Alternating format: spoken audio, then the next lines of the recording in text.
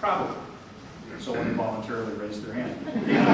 Maybe we can get you a voter registration form, sir, so you don't have to, for the Republican ballot, to vote for me when you go into the voting booth in June. So I fought hard against that because I knew, number one, it wouldn't work, and number two, it would devastate the Republican brand here in California. I was told I was a fool to fight it. I was told the Chamber of Commerce was in favor of it. The California Manufacturers and Technology Association was in favor of it. So two business groups. Most of the major unions were in favor of it because the teachers' union was bought off. And I was told that it would pass.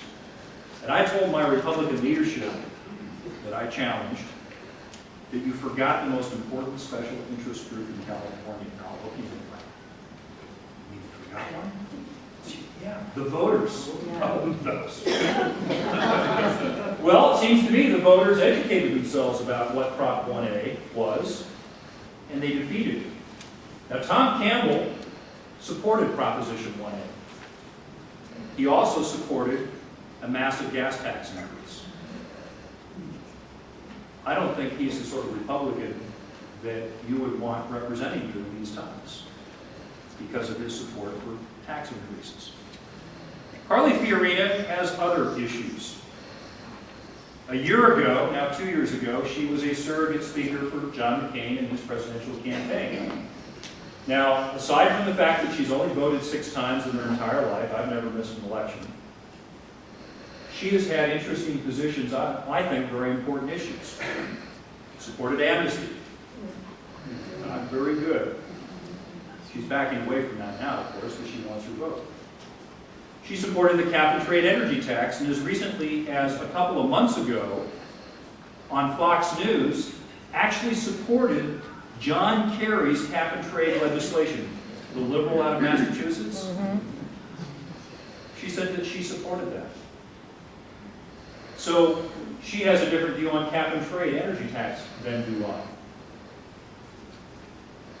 She has had some other interesting views as well that she's been backing away from. How many of you thought it was a good idea that the government, in a rush, in a blind panic, handed over to our Secretary of the Treasury unprecedented, and I would argue unconstitutional authority to end up, as we saw, buying U.S. companies, taking them over?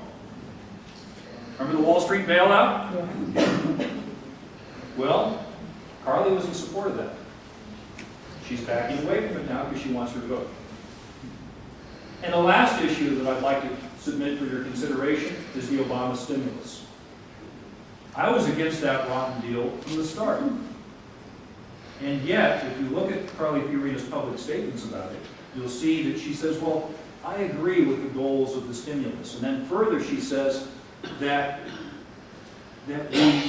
she was promoting the billions of dollars that went to broadband subsidies in R&D. Broadband, with borrowed money from China. And then she said that the fact that all this money was spent on roads and bridges and none was spent on biotech shows the misplaced priorities of Congress. As if it's the job of 535 men and women to borrow money that future generations will have to repay in order to pick winners and losers. And that her main problem with the stimulus was not that it was done, but that they spent the money on the wrong thing. I rejected from the outset the concept of the government borrowing money and then choosing winners and losers with that money. In fact, we had a very interesting hearing today, Joint Legislative Audit Committee hearing in the Capitol, talking about just how unprepared your government is to actually manage that money that they're supposed to spend in the next few months. They haven't even hired the people to do oversight. And they're being told to shove the money out the door and do oversight after the fact. How much stupid spending do you think will happen in that venue? Right, exactly. So, I think we have a very clear philosophical distinction between a Republican in Tom Campbell who has supported tax increases, certainly more liberal socially than MI, but I don't think that's going to really turn the election this year. I think this year the election is going to be all about jobs, and government spending, and debt, and regulation, and taxes. That's what's going to turn on this election this coming year in California. So on one hand, you've got Tom Campbell, and on the other hand, you've got Carly Fiorina, who is trying to act as if her entire history was invented on November 4th of last year when she declared for this office. And I would argue that it's important to have some consistency in the people who would seek your trust and your vote. And you get a lot of consistency with me. Kind of lay it out there, and it is what it is. So I hope I've given you a few things to think about. We brought some ballot petitions, which will trigger me to remember one other thing I wanted to mention to you. Kevin, you got some ballot petitions for us. Now, this is to get me on the ballot. If you like what you hear tonight, if you want to reserve judgment until after Q&A, I'm okay with that. Please sign the petition. We'll need circulators, so those of you who are the last person, sign as the circulator. And this is to get me on the ballot. And we're trying to get 10,000 signatures, which is rarely done, because most campaigns are consultant-driven. They don't want to deal with people and volunteers, so they just pay the $3,600 fee and only get 100 signatures. I want to try to get 10,000. So I'm hoping to get all signatures from all of you tonight. Now, there's another petition back there that may have already been talked to you about. It's extremely important that you back the Citizen Power Initiative. I was the first statewide candidate to back it. Has someone already talked to you about it? Okay. Oh, no, it was the Unplug the Political Machine. All right. This was the original title. All right. Unplug the Political Machine. We have a little confusion here as to our titles. Here's what it is. It's the initiative that says that for public sector employee unions, the roughly 1/3 of their paycheck of their paycheck that goes to union dues, about 1/3 of it goes to political organizing. That portion is completely optional. And what we're asking with this initiative is we're saying government can no longer automatically deduct that from the paycheck before the employee sees it. That if the employee wants to participate in politics, they have to take out their checkbook, and if I wasn't married, I'd have one in my wallet.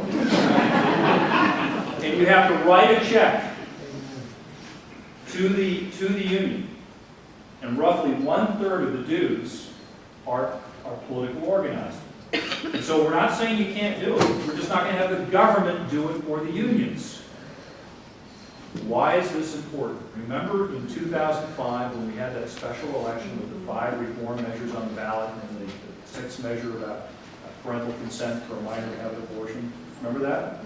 You know how much money the unions put in to stop that? $150 million. That initiative, that attempt, is what sucked the spirit out of our government. Prior to that, he was more or less trying as a right-of-center reformer and was doing okay trying to blow up boxes and trying to do a good job. After he lost, he was not very effective, as you know. And it was the union dues that destroyed him. If this initiative passes, it will change the face of California politics by leveling the playing field. Let's think about it. What you're doing is you're paying taxes, and those taxes, a portion of which go to that employee because you're paying that employee to do work for you as their public servant.